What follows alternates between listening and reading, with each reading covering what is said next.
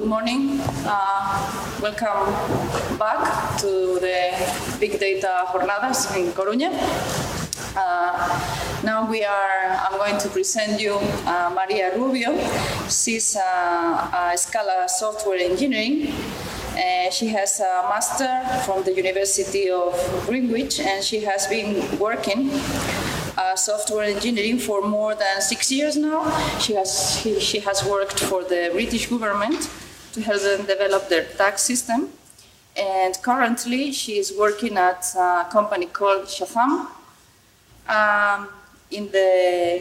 helping them to build the newsfeed system, and this is what she is going to tell us today. Thank you, Maria.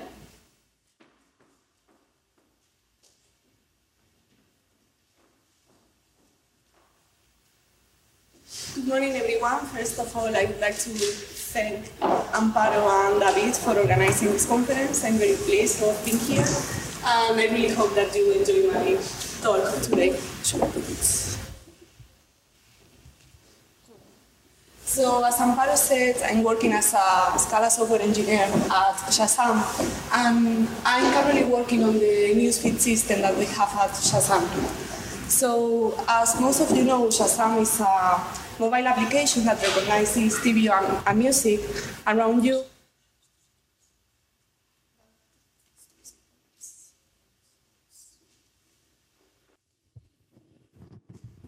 This is a good way to wake up with all the noises I'm making. Okay, so today I'm going to talk about what's a newsfeed system, then I'll go to explain what's the Shazam news product, then I'll explain the different publishing methods that we have for publishing stories to different users, then I'll go through the Shazam newsfeed system and explain how it's designed and implemented, and then finally we have a few conclusions. So the first question we need to ask here is, what is newsfeed? So newsfeed is a constantly updating stream of information, and nowadays there are a lot of newsfeed systems available to be consumed by machines and people. So the complexity of these systems depends on the personalization of the different feeds that they serve. So for instance, we have Twitter, which is a newsfeed system with a unique feed per user, and currently Twitter has around 300 million users, meaning that they have to support 300 million different feeds for them. And this is obvious, but the architecture that Twitter needs to work is completely different to the architecture of a simple newsfeed system, such as the iTunes RSS, which is providing album new releases for artists. So during this presentation, I'm going to focus on newsfeed systems which are highly customized and which are very complex. So in this slide, I think most of you know all these web applications and systems. So we have, all of them have something in common, which are like newsfeed systems. So we have, for example, Twitter, where you can follow some real-time news based on the people or entities you follow. Then we have LinkedIn, that apart from being a social network, a professional social network, it also has a newsfeed section where you can see stories related to the people you care and related to your work environment. Then we also have Google+, where you can customize the different types of stories you see based on the people you follow, and also you can control how you publish this information by adding people to different circles, such as family or friends or workmates. Then I'm sure that everybody here knows Facebook, where it's a social network based on friends. And in here, right now it's not only friends, so you can also follow groups, celebrities, companies, and much more. Instagram is again another one where you can see some pictures from the people and entities you are interested in. And finally, Shazam is a newsfeed system which is mainly focused in providing music information to the end users. So from this slide, you can see some good examples of newsfeed systems. But I would like to say that all of them have something in common. So all of them are based on a following model where the end user selects the entities they are following. So this is a small video I've prepared where I'm gonna go through our product to show you like the different type of content that you can find in the Shazam newsfeed. So when you go to the Shazam Hub application, apart for searching for the music which is playing, if the video is working, yes. So if you scroll down here, you have like a section where you can see the Shazam tags from your friends. You can also see some trending Shazams. So for example, this video was taken the day Prince died, and then you could see some tracks there. And in here you have like some editorial contents, which are stories created by our editorial team. Also you can see, for example, what some artists are Shazaming or tagging. And then if you like the track or the artist, you can follow this artist explicitly. In here I have, for example, a friend which is tagging Dassault. I don't really know if I want to see this information here, but anyway. And also you have the capability of searching for an artist you really like Radiohead, and then follow it. So let's move on. So our challenge at Shazam is to serve a music newsfeed system to the 120 million Shazam monthly active users we have. And obviously this newsfeed system must contain some relevant information for our end users. So the way we determine about the user preferences is mainly based on a following model where the users, when they Shazam a song, they are automatically following the artist of the song. And also, as you saw in the previous video, you can also follow explicitly an artist by clicking the follow button at the artist page. By following an artist, you may get like different types of information from this artist. So for example, right now we are working on providing some new album releases for the artists you are interested in. We are also working on providing the concerts of the artists you follow, which are happening around you. But currently what you can see are mainly some news related to this artist, the YouTube videos from the official channel of this artist, of the artist you follow. And then you can also see a piece of information that we call good stock, which are the Shazam tags the artists are sharing. So at Shazam, we also have a social component. So by connecting the application with Facebook, you can see, as you saw before in the previous video, all the Shazam tags that your friends are making. And again, as I said before, this could be something good or something bad. But basically, it allows you to find out the music tastes of your Facebook friends, and also you can identify your friends' mood based on the music they are listening to. And then finally, we have an editorial team which is creating some very fine-grained targeted stories. So for example, we have a weekly story which is published for each country, where you can see the top 50 charts of the country. And then, for example, there are some other editorial content, such as imagine that the iTunes Festival is happening in London, so you want to inform the Apple users that this festival is happening. So what we do is we publish this story against all the people based in London, which has an iPod or an iPhone or an iPad. So in here, for implementing a newsfeed system, we mainly have two publishing methods. So the first one is a push model or fan out on write, and the second one is a pull model or fan out on load. So let's have a look at them. So the push model or fan out on write consists of publishing the story to all the followers of an entity. So in our case here, we have David Guetta, which is our most followed artist at Shazam with 64.5 million followers. So imagine that David Guetta is listening to a song he really likes, and then is Shazamming it and sharing it with all his followers. So by doing that, if we follow the push model, what we will do is to write this story against the 64.5 billion followers. So this method has a main advantage, which consists on that all the filtering and slow processing that we need to do happens at right time. So when we are retrieving the feed of a user who follows David Guetta, it will be quite easy because we will only need one read call. But obviously, as most of you could find out, this model doesn't scale for us. So we, as I said, David Guetta has 64.5 million, and then we have thousands of users, of artists in our systems. So we cannot afford to spend a long time publishing stories to all the followers of all the artists we have at Shazam.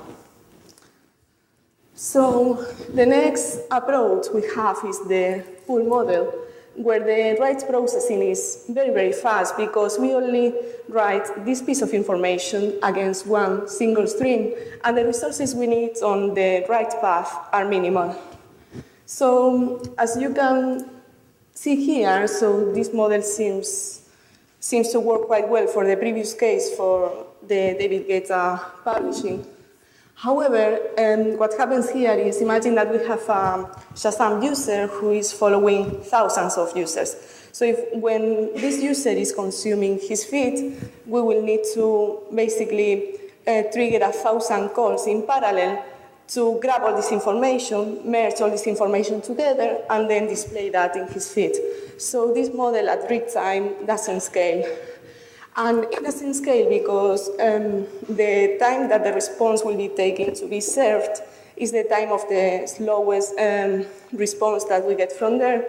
And then we also can have some other problems, like some of them may fail because we have a server error, and then at some point it will time out and it will serve the response in a duration that we could not afford. And also, another disadvantage of this function is that if you are following thousands of users, you may grab a lot of information, merge it, and if your page size is quite small, it means that you are going to disregard a lot of information, so you are consuming a lot of read capacity that you really don't need. So after explaining the publishing methods, in here it looks like we have more questions than answers. So how are we building our system, given that both methods have advantages and disadvantages? So for building our system, and now I'm going to go into how our system works, we have something that we call the stream model. So in our system, when we started working on that, we identified 3 different types of streams or information the user is interested in. So the first one is probably I should use the pointer. Cool. So the first one are user streams with some personalized content. The second one are artist streams, and the third one country streams. So let's have a look at them. Let's start with the user stream. So in this slide, you can see some different type of content that we are publishing against a personalized user stream. So for example, in here, if I'm following Pink, the editorial team is creating this Pink story, and then I'm receiving this story in my feed. And then, for example, if I'm based in the USA, then if I'm based on the USA, I could receive this chart with all the 100 top hits from the USA, like the most Shazam songs from last week in the USA. And then also in my personalized feed, I can get some information about the songs my friends are Shazamming. So for example, my friend Alex here is Shazamming song number 052. So this is the kind of personalized content that we have. And for populating this kind of content, we are following a push method where we are publishing everything against the users. Why are we doing that? Because the filtering that we are doing with the huge amount of data that we are managing, it's something that we cannot apply when we are at the read time. So we do all the slow processing related to filtering. So for example, if we need to select all the users who are following Pink, we are going to do that on the right phase. So we can associate this story against all the user's feed who follow pink, and then when the user is reading his feed, it will be able to retrieve this information straight away in no time. And I would like to mention here something which is quite important for us. So when we started working on that, we had like a database table which was in charge of keeping track of all the user streams, and this table was growing a lot. So for giving you some numbers, so the table was growing by 1 terabyte per month. And obviously this is some storage that nobody can afford with this rate of growing. So what we are doing is, after doing some analysis and see how far the users are scrolling, we decided to only give information from the last 6 months in the personalized user feed. So for doing that, what we did is we created like some bucketized tables, so we have one table for each month, and then we only go like 6 months in the past. And once you are there, we are serving a different type of stream to avoid the ending of the feed that I'll explain now. So the second type of stream is the artist streams. So as I said before, for avoiding the David Guetta effect, in here, what we are doing is to publish against one artist stream. So for example, we will have one artist stream, which is for Enrique Iglesias here, and this is some automatic piece of content that I'm sure everybody here is interested in. So Enrique Iglesias has released a new single, and then in his YouTube channel, and then we are ingesting this kind of information and publishing that against his feed. And also, as I said before, this is a piece of Gusto content from David Guetta, who is Shazamming a song from Iggy Azalea. So this kind of content is always persisted against the artist feed. And then finally, we have the country streams. To be honest, I haven't talked about this type of stream yet, but it's a very special type of stream for us. So as I said before, we are only keeping track of 6 months of information for the personalized user feed. So what happens here is that imagine that you are consuming a lot of information and then you reach the end of your feed, or maybe you are a new Shazam user who has been using Shazam for only a month, and after 1 month, you run out of content. So what we do instead is we are appending this feed at the end once you've reached the end of your personalized content, so you can have a smoother experience and get some information from there.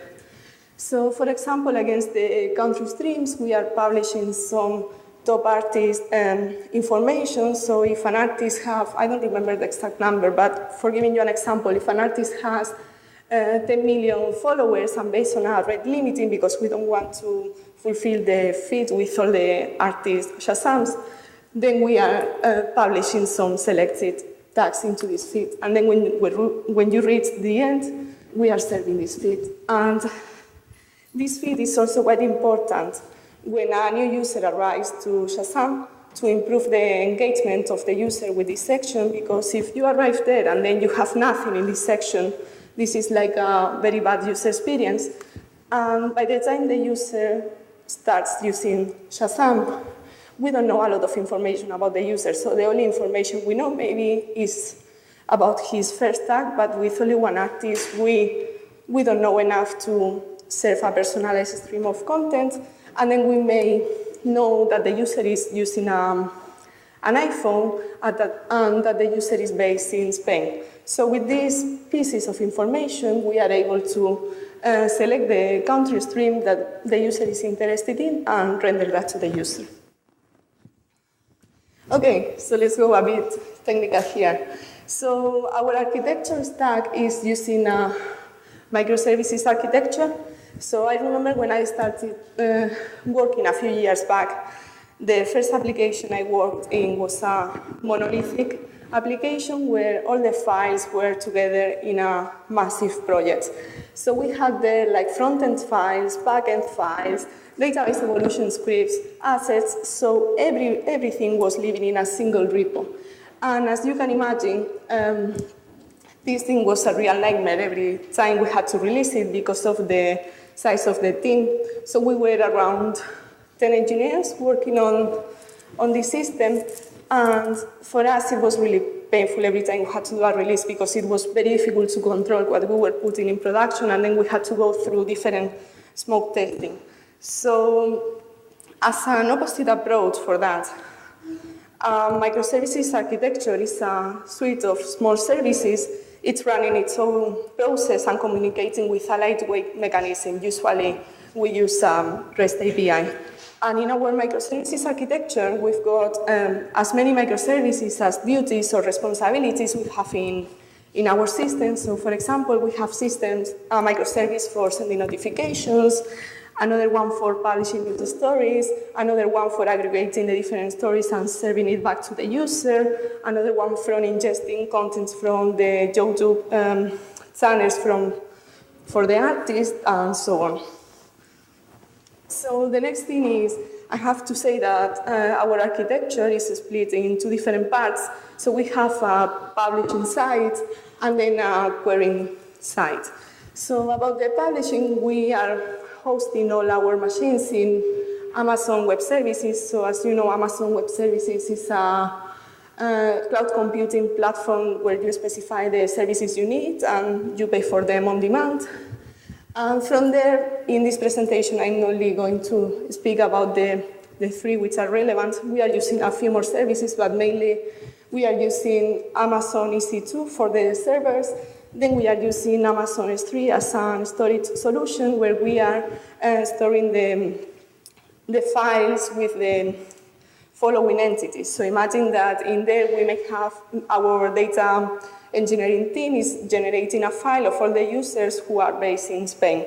So they are creating a new file every night, putting this file into S3, and then when we need to publish a story against these users, what we do is to consume this file from S3.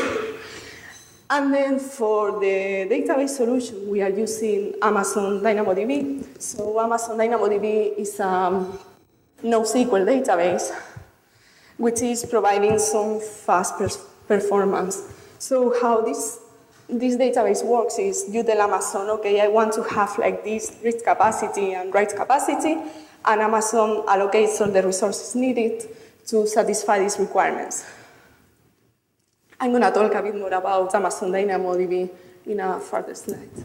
And then finally, our querying architecture is much more simple. This one is hosted in our data centers, and in there we have a cluster of GPUs, which is dedicated to do the music recognition that we do at Shazam. But on the spare CPUs that we have in this cluster, we are running our query microservices. And also we are using a few instances of Varnish, which is a cache to make sure that we don't hit our backend services too much if we have some content in this cache. So for example, if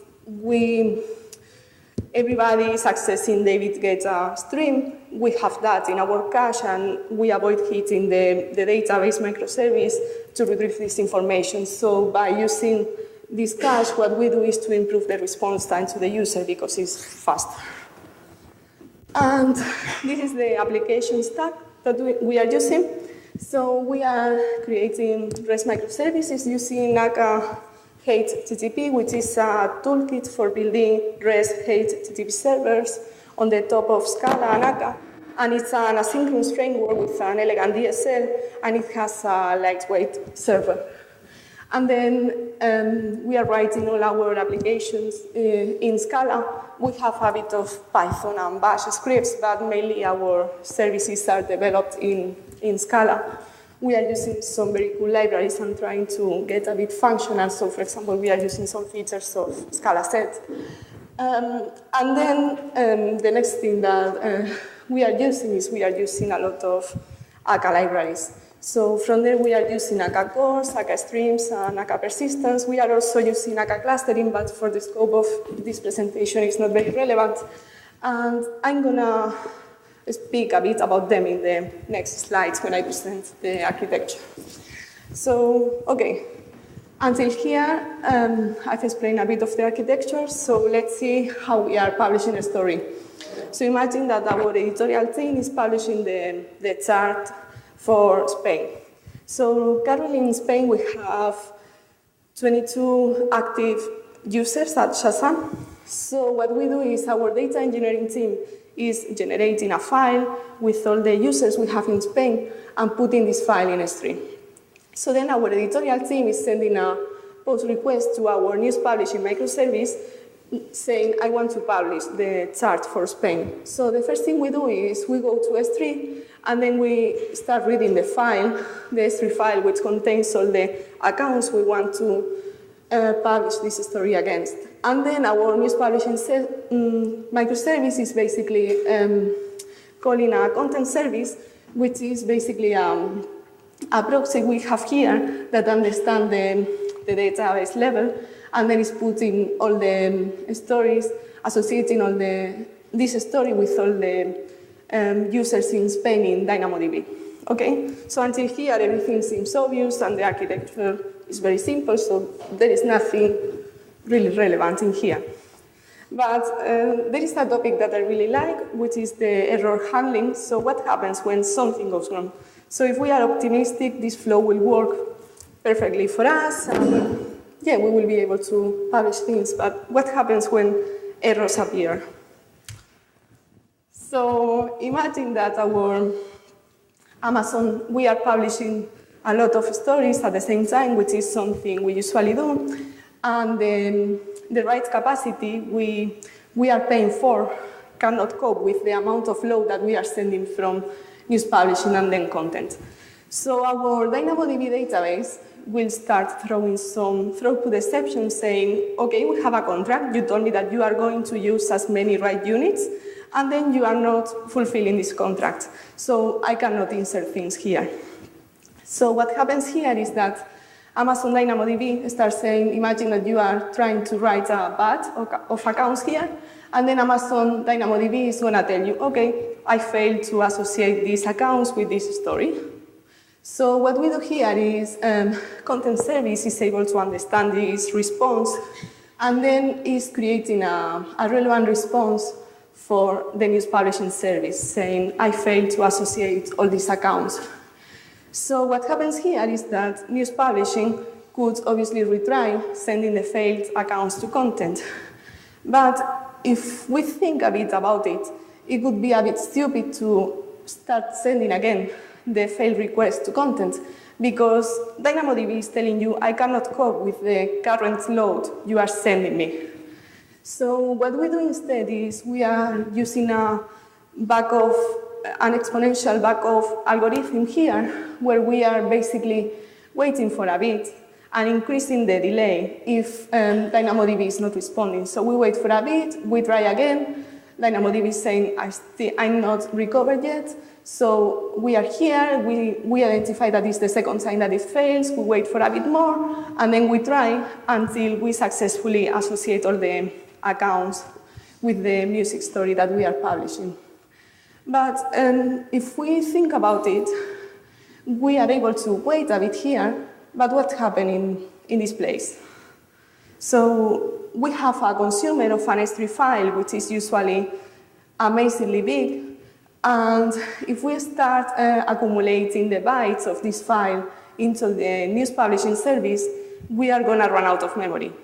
So our services have obviously a limited amount of memory, and if we start accumulating and we cannot process the accounts at the same rate as we are writing them, we are faster here, then we will run out into problems. So for making sure that we cope with this situation, what we are doing is we are using the AkaStreams library. So the AkaStream library is providing some back pressure for the developers, and it's actually a very easy to use library where you can specify the source of your data and the sink of your data. In our case, it's our Dynamo database. And what you do is the AkaStreams library is sending back pressure signals by adjusting the rate of the consumption of the data unit. So by doing that, you will always make sure that you don't run out of memory in the middle by modulating the amount of data that you are consuming based on the slowest sync that we have in our system. Cool. So we've solved all the problems we have here. So what happens there? So we have imagined that we do deployments almost every day and sometimes 2 or 3 times per day. And if we are in the middle of publishing a big job like a chart for Spain with 22 million accounts, if we've published 11 million accounts here, and then we restart the server because we are doing a deployment, obviously we don't want to lose all the processing we've done. And for that, what we need to do is to add the ability of resuming the publishing of this job. So for achieving that, we are using akka core and akka persistence. Let's have a look at how it's done. So as I said before, in here we have like a new story which is coming to news publishing, and as soon as a new story is arriving there, we are doing some validations to make sure that the file with the targeting accounts is there, and some other validations that we are doing. And then we are sending a request to an akka actor, which is called job controller. So for giving a very simplistic idea of what an akka actor is, so an akka actor is an instance of a class which receives commands and knows how to react to them. So you send some messages to the akka actor, and the akka actor performs some required behavior. So in here we have our job controller, which is the central piece of our news publishing story, and this actor knows about all the jobs which are in progress at a given moment of time, and also it knows the jobs that fail, the jobs that are stopped, and the jobs which finished. So by doing that in here, we have a component which is going to control all the publishing of our jobs. And then every time a job arrives, job controller is making a note of a new job that we are receiving, and then suddenly is creating a worker actor. In our case, it's a stream job actor, and we have as many stream job actors as publishing jobs we have at a given time. So in this case, our stream job actor is the one doing all the heavy lifting by reading the S3 file, splitting that into batches, and then sending that to content service to make sure that we associate everything into DynamoDB. So until here, I still haven't explained how we are recovering of the situation where the server restarts when we are in the middle of the publishing. So what happens here is that we are using akka persistence. So basically what akka persistence is doing is to provide a stateful state for the actors we have in here. So every time a relevant event for the actor state happens, what we are doing is we are writing this event against a journal. So if something goes wrong, we are able to read this journal and resume the processing where it was when we were doing the restart. So for example, if job controller has received a job, you go to the journal, you save a job started event, and then you create a new actor. So this string job is gonna store all the configuration that it needs for running, and then as soon as fast as it's processing the batches, it will start saying, I'm done with batch 1, I'm done with batch 2, and so on. So if something bad happens here, then when we restart, job controller will read the journal. It will say, okay, I had a job which was publishing. So you create the string job instance, and then string job is gonna read its journal, and then it's gonna find out exactly at which point it was publishing, and will resume the publishing from this point. Okay, so this is the architecture we have for publishing stories against the personalized user feed. And as you can see here, we are using mainly a push strategy. And other features that we have there is, obviously, we don't have only one instance of the news publishing service running in our production systems. So we have several ones, and to make sure that we distribute the load, we have a load balancer at the top of it, so it's basically distributing the publishing of jobs. So for example, we will have as many instances of job controllers as instances of the server, and then we will have a lot of instances of string jobs based on the place on the server the job is running. And also we have like some other advanced features which are related to AK clustering and AK persistence, where we are providing the status of the current publishing jobs. So we are able to receive a query asking how far is the processing related to this job, and then we are able to say, okay, we've processed 10 million accounts so far, this is the speed rate that we have, and this is the configuration, this is the store information, and so on. So this is something that we are achieving right now by using the journal information we have, as well as using AK clustering, because obviously, as I said, we have different instances, and we need to make sure that all of them are coordinated and understand and are able to reach each other. So we've been through the publishing flow. Now I'm going to talk about the reading flow. So imagine that we have here our Shazam user who wants to access our feed. So the first thing that happens here is that a GET request is received by our new system. And then what we do is we call the content microservice, which is going to retrieve the personalized user feed and serve that back to the new system. And then obviously in parallel, we have the list of users the Shazam user is following. And then what we do is to send as many requests as artists the user is following to our Varnish cache to try to receive the feeds for the artists you are following. Sometimes if the cache is there, if the information is in the cache, we will serve that back to news, which means that we are avoiding calling the content service and overloading the service, but there are some other times where we have a cache miss, and then we will need to go to content and fetch the information from Dynamo. So you may think, but you said when you were explaining about the pull method that this model doesn't scale when you are following a lot of users. So currently the situation we have at Shazam is that we have users who are usually not following more than 200 artists, 200 or 300 artists. And this is something we currently can cope with by using a Varnish cache. So we are currently reaching the point where this thing is starting to not be the best solution for us. And actually we are in the middle of thinking how we re-engineer this part. And then, yes, as I said before, we fetch all the content here in News. News is going to aggregate all the content based on the page size that the user is requesting from the clients, usually the client application. And then this user who is really interested about Pitbull and Enrique Iglesias is going to receive some information about them. So, cool. So we reached the end.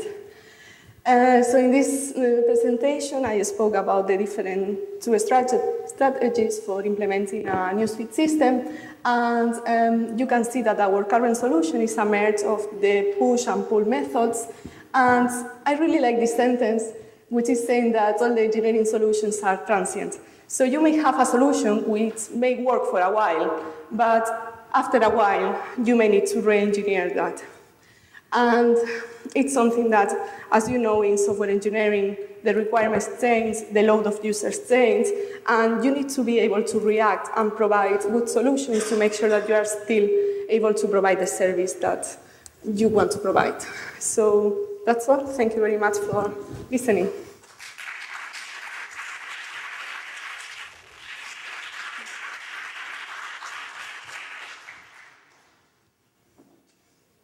Any questions? David, of course. Can you try to find what's the actual need for the GPUs in the hardware perception? For networks or for production? So we are not using the GPUs for our newsfeed system. So the GPUs are used for the music recognition. So as you know, when you use Amazon, you want a quick response, so we are using that. The problem is because we have a huge cluster of GPUs in charge of the recognition of music, we have there some spare CPUs that we need to take advantage of. And in these spare CPUs is where we are deploying our microservices for the querying path. Any more questions? Okay, thank you very much for listening.